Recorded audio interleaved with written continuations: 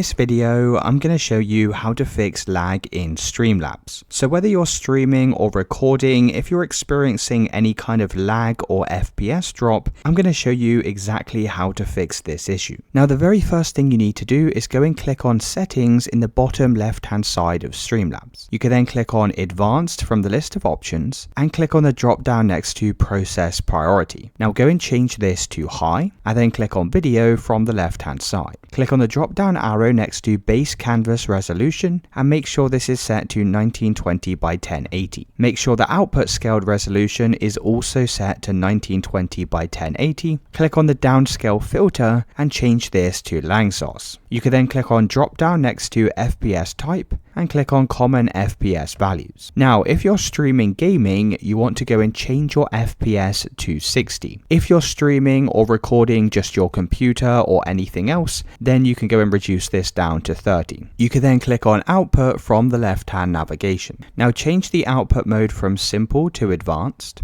and then come down to where it says Encoder and click on the drop-down arrow. Now for the encoder, go and select Quick Sync H.264. Now, if you don't see this, it's probably because you have a dedicated GPU on your computer. So in that case, you'll need to use NVIDIA H.264 or AMD if you have an AMD graphics card. You can then scroll down to the target usage and click on the drop-down arrow and make sure this is set to balanced medium quality. Now for the rate control, set this to CBR, and for the bit rate, you need to go and type in 6000. For the keyframe interval, go and change this to 3. And then you can go and close out of here to save all of your changes. Now, once you've done this, that should have improved lag and FPS in Streamlabs. Let me know in the comments if you found this video helpful.